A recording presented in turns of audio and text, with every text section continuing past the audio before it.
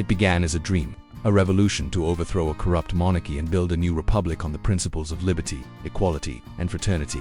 The French Revolution was a beacon of hope for the oppressed all over the world, a promise that a better, fairer world was possible. But that dream would curdle into a nightmare. For one bloody year, the revolution would turn on itself, devouring its own children in a paranoid frenzy of executions. This was the Reign of Terror, a chapter in history so dark it still sends a chill down our spines. How did a movement for liberty become a machine for mass murder? Today, we pull back the curtain on one of history's most terrifying periods. At the heart of the terror was one man, Maximilien Robespierre, a lawyer and politician. He was known as the Incorruptible for his unwavering devotion to the revolution. He believed that to build a perfect republic, all its enemies, real and imagined, had to be purged. Robespierre wasn't a monster in the classic sense. He didn't seek wealth or personal power in the way a king might. Instead, he was driven by a radical, uncompromising ideal. He saw the world in black and white. You were either a virtuous citizen of the republic, or you were an enemy who had to be eliminated for the greater good. This chillingly pure, yet terrifyingly rigid, worldview would set the stage for the bloodshed to come. To achieve this, Robespierre and his allies seized control of the Committee of Public Safety, transforming it into a virtual dictatorship.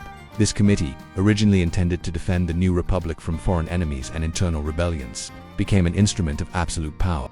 They passed a law of suspects, a terrifying decree that allowed for the arrest of anyone merely suspected of being an enemy of the revolution.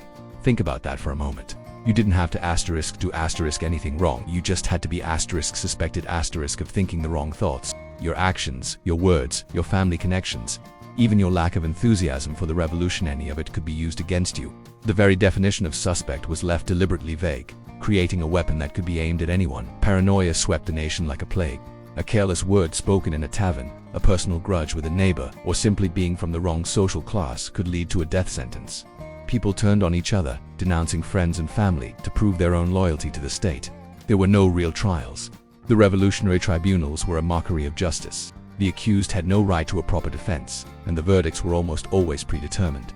The only destination was the guillotine, the national razor, which became the horrifying symbol of the revolution's descent into madness.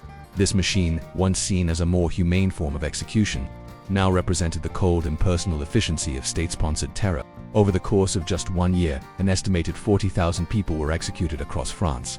King Louis XVI and Queen Marie Antoinette were among the first and most famous victims. But soon, the revolution turned on its own.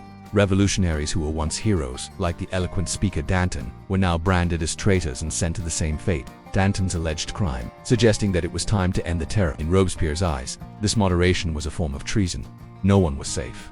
The logic of the purge is that it must always find new enemies. When the obvious enemies are gone, it turns on the less obvious ones, and then on its own architects. But in the end, the terror consumed its creator. The constant executions created an atmosphere of unbearable fear.